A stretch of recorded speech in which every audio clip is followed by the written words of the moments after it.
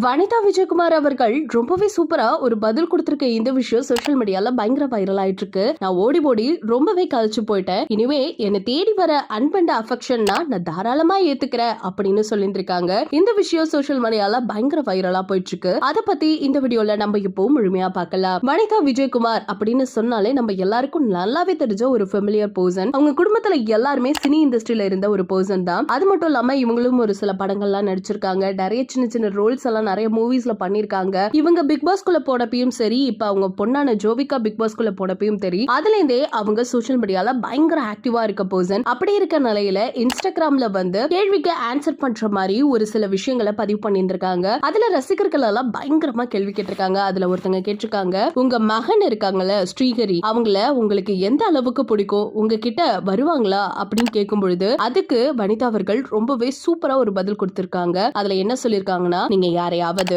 ரொம்ப நேசிக்கிறீங்க, உண்மையா நேசிக்கிறீங்க அப்படின்னா அவங்கள அப்படியே ஃப்ரீயா விட்டுடுங்க. அது உங்களை தேடி வந்தா அது உங்களுடையது, உங்களுக்கு சொந்தமானது. அப்படி இல்லனா எப்பவும் அது உங்களோடது கிடையாது அப்படின்னு சொல்லியிருந்திருக்காங்க. அது மட்டும் இல்லாம அந்த இடத்துல அது ரொம்ப சந்தோஷமா இருக்கு அப்படின்னா அப்படியே விட்டுறணும். என்னைக்கு வந்தாலும் நான் அதை ஏத்துக்குவேங்கிற மாதிரியே ஒரு சில பதிலும் கொடுத்திருந்திருக்காங்க. அதே மாதிரி இன்னொரு ரசிகர் ஒருத்தங்க ஒரு கேள்வி எழுப்பியிருந்திருக்காங்க. ஒரு பக்கம் தந்தை, ஒரு பக்கம் மகன் அப்படின்னா யாரை நீங்க சூஸ் பண்ணுவீங்க அப்படின்னு கேட்கும் பொழுது ஓடி ஓடி நான் ரொம்ப களைச்சு போயிட்டேன். இனிமே நான் ஓட போறது கிடையாது.